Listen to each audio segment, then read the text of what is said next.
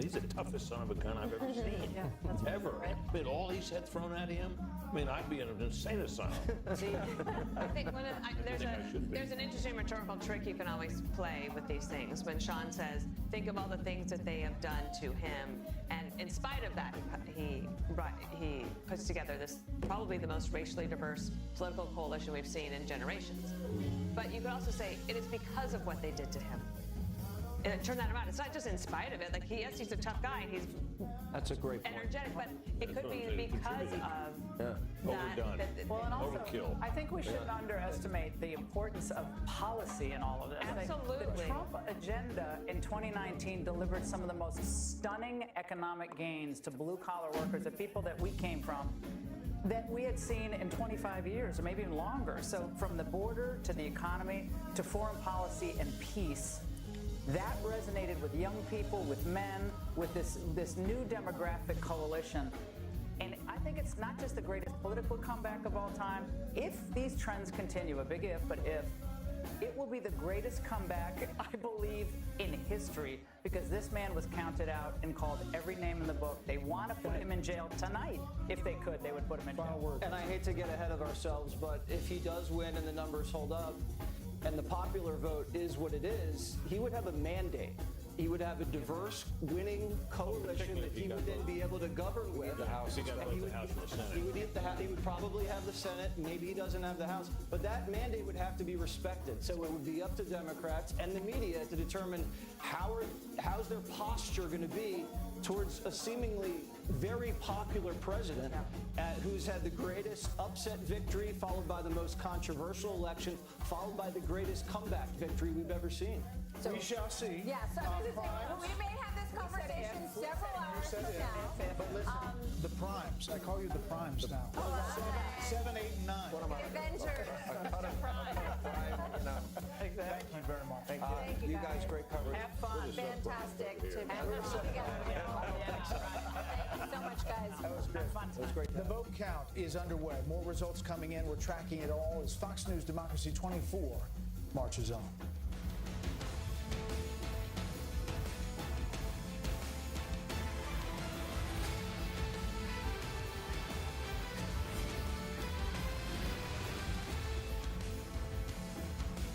Election night on Fox News Channel is brought to you by Simply Safe Home Security.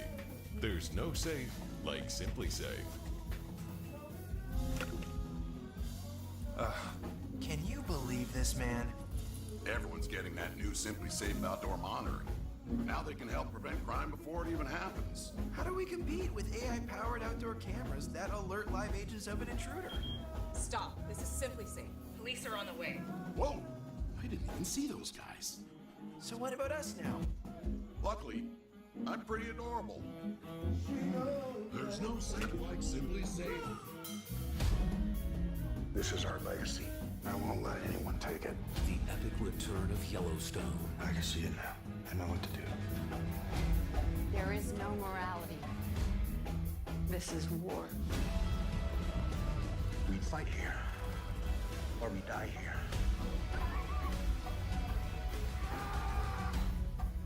Oh, this is gonna be fun.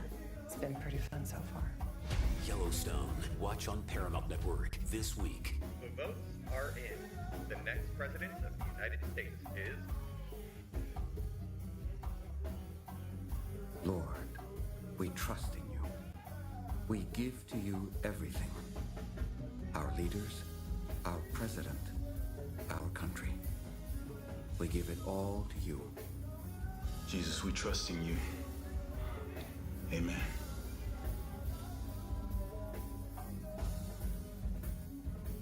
I got this $1,000 camera for only $41 on DealDash. DealDash.com. Online auctions since 2009.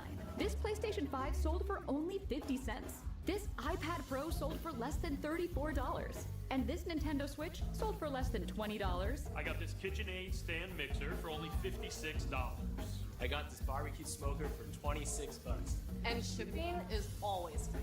Go to DealDash.com right now and see how much you can save. You believe you were sent by God? Yes.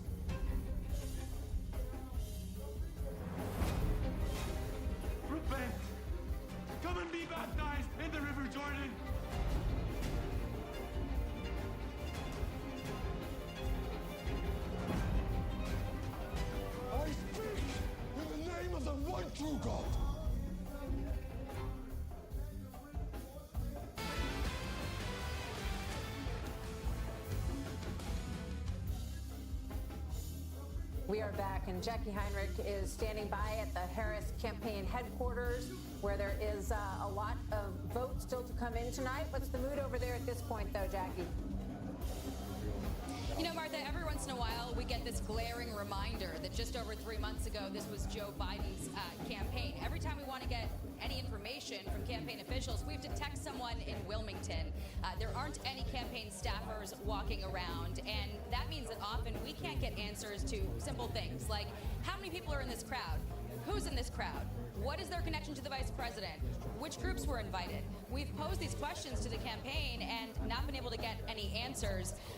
And I've also spoken to some sources close to Harris who are at watch parties nearby in the city. Friends, family, and donors had receptions at 2 big hotels in the area. They're now making their way over here. They'll be hanging out in a basement somewhere inside the building. But even they don't have confirmation that the vice president is going to come here tonight. We don't have any program for the speakers. And right now, they've just been piping in CNN behind me. So we are waiting for anything substantive. The updates that we do get are over email from senior officials that are giving us sort of broad strokes as they're watching data come in. Right now, generally, they're feeling happy about long lines at college precincts in North Carolina and Michigan, saying that that should be helping them with young voter turnout, guys. All right, but Jackie, let me just ask you. I mean, my chain with the Democrats kind of went dark too. When's the last time you got an update? Well, they're responding to us, but what we ask, the answers we get are like, well, let me check on that. Literally, I asked how many people are in this crowd, what's their connection to the vice president, and that was an hour and a half ago. The person responded, let me check, working on it. I checked back, still working on it. How do you not have that answer? This is the Harris campaign, but they are in Wilmington. So it's just sort of a glaring reminder every once in a while that this apparatus was really thrown together in just over 3 months, guys. Jackie Heinrich at the Harris campaign headquarters in D.C. Jackie, thanks. Let's go to Wisconsin and check back in with Mike Tobin, because we want to get an update, Mike, on what is going on with these machines. Has the voting stopped as they try to troubleshoot on this equipment, and what does it all mean? Well, the county hasn't stopped. What they did is they put out an all-call for city employees. So they've got firefighters, they got healthcare workers, IT workers here trying to move this count along. They have to verify all of the metadata, if you will, on the top of the ballots before they can run them through these machines again. Now, here's the problem. We zoom in over my shoulder.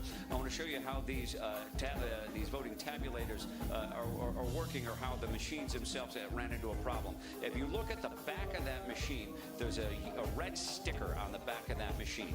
That effectively acts as the seal to prove that it hasn't been broken. But there's also a locking mechanism on the back of those machines. Now, those machines operated until the afternoon, and no one noticed that the stickers were in place, but the locking mechanisms hadn't been engaged. A Republican observer noticed that, raised the red flag, brought it with the city officials. The city officials say they believe that the integrity of the vote was never compromised, but out of an abundance of caution, some 31,000 ballots had to go back to the starting point, start all over again. We've got 107,000 ballots out here. Last report, some 43,000 ballots had been through the process. We expected to get some final numbers from the city of Milwaukee around 1 or 2 a.m. The city can't speculate when we'll get the final numbers now. We just know that it's going to be later. The city is trying to pass this off as an abundance of caution, but you've had some Republican leaders out here, like Senator Ron Johnson, who said that this is simply unacceptable. They had a long time to preserve the integrity of this, to make sure that these machines were locked, a simple step in the process. They're not happy with it. We heard from the RNC chairs, Laura Trump, Michael Whatley, saying this is an unacceptable example of incompetence. So they're trying to get this thing done. They're hoping this doesn't really stretch into tomorrow, but they are anticipating that the vote will now continue into the early mornings, the early hours of Wednesday. Guys, back to you. Just to be clear, Mike, they're saying that they're going to keep counting. Like Pennsylvania has said, they're going to keep going. They're not going to stop and go home and take a break. And correct. They intend to keep counting, and you've got 107,000 ballots here, and 31,000 of those are the ones that have to go back through the process. So it's delaying the process. It's not tanking the process. And the city officials, again, want to insist that the integrity of the process was not compromised. They just want to be extra cautious. Okay, Mike Tobin in Milwaukee. Mike, thanks. So let's bring our panel back in, and we have some new people joining us at this hour. We're Britt Hume, Dana Perino, and Harold Ford Jr. are all still here. Kellyanne Conway has come back to join us, and Mark Penn and Charlie Hurt. Welcome to Mark and Charlie. Great to have you guys here. Mark, let me start with you. What's your read on this evening? And we're looking at North Carolina and Georgia and Virginia very closely right now. Well, my read is that this is a real tug-of-war election. And all we're saying right now is the Trump forces seem to be pulling that rope just a little bit more. What you see is that he's doing a little bit better with minority voters.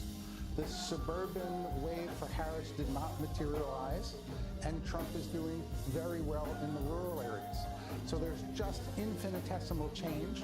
Whoever wins, we're going to have a very divided country. The polls were right. We will be divided between the elites and the working class and what they think the direction of America is. But right now in that tug of war, Trump's forces seem to be pulling a little stronger. And the elites appear to be on, at least the way it's shaping up tonight, on the blue side.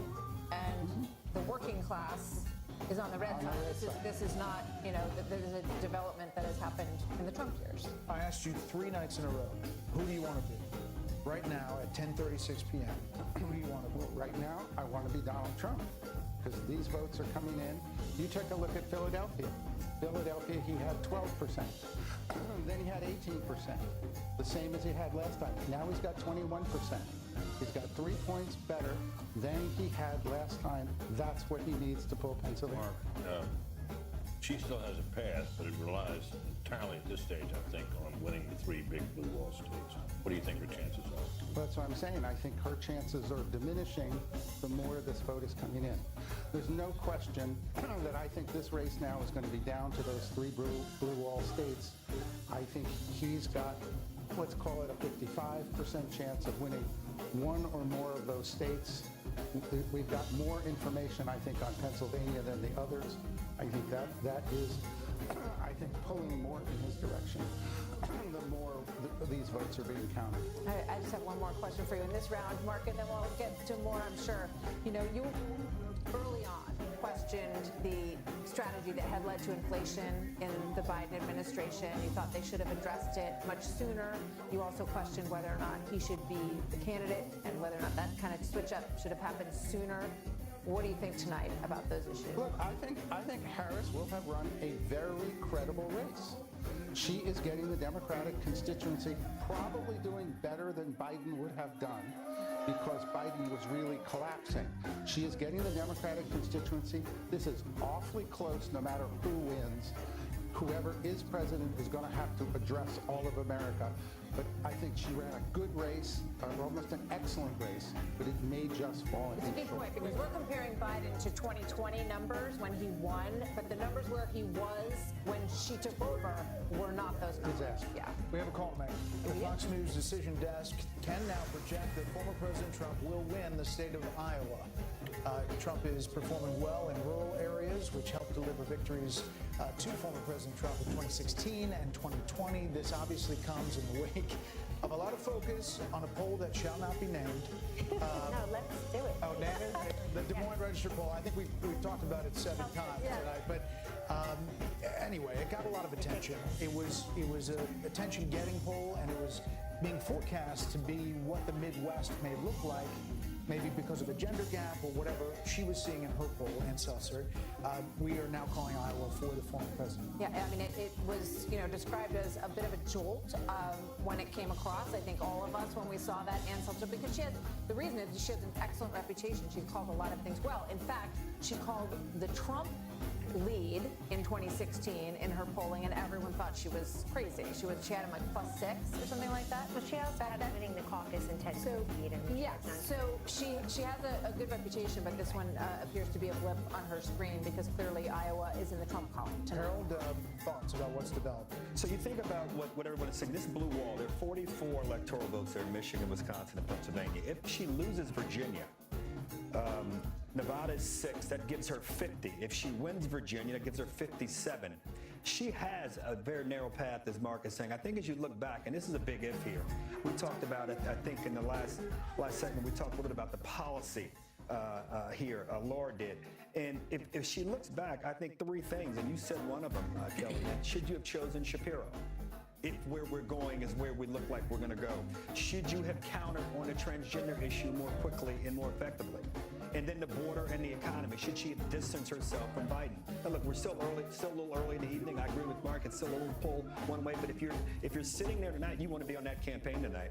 If you want to win the campaign, so she's got to run the tables here over the next hour or two, over the next day or so, if we're hearing correctly about Wisconsin. But it does not look as promising as it did a few hours ago. Let's head back to Bill real quick. Bill, can we dip into Virginia, the Commonwealth? Yeah.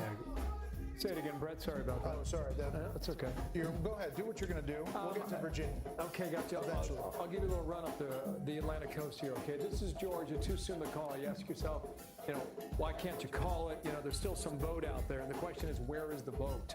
And what's going to come in? Trump's up 3.2 points statewide. So you come in here to the greater Atlanta area, and this is Fulton. Our Fox Insights tell us, okay, this is different. This just changed from a moment ago, all right? At this point in the night, with 82% of the vote reporting, in Fulton County, the largest of 159, Trump's up 0.6 points from where he was 4 years ago. All right, I'll clear that. Let's come back out statewide. This is Cobb County. We talked about that earlier. Okay, at this point in the night, our Fox Insights tell us that Harris is up 1.3 points better than where Biden was at this point from 4 years ago. We'll clear that. We'll also go to Douglas 2 here, okay? At this point, this is all greater Atlanta, a lot of population throughout the area. At this point, 90% reporting here in Douglas County, Harris is doing 2.9 points better than what Biden did 4 years ago. So there's still a vote out there, too. And I mentioned Chatham County about 2 hours ago. That's Savannah. They counted slow 4 years ago. They're counting slow yet again. But you get a lot of Democratic votes out of Chatham down here on the Atlantic coast. A lot of folks live there, too. 5 out of 159. So we'll see how that shakes out. Okay, let's run up the coast here and let you know what we're seeing here in North Carolina. Then I'll hit Virginia. Then I'll hit Pennsylvania, all right? Trump up 2.5 in North Carolina. Why can't we call it? I was looking at Mecklenburg County with Charlotte. Okay, so they've had a lot of votes come in since the last time I checked. There's a lot of outstanding votes. You have to ask yourself, where are the votes, right? If they're in the most populated places, you can't make a call. But now you're getting a lot more from Charlotte.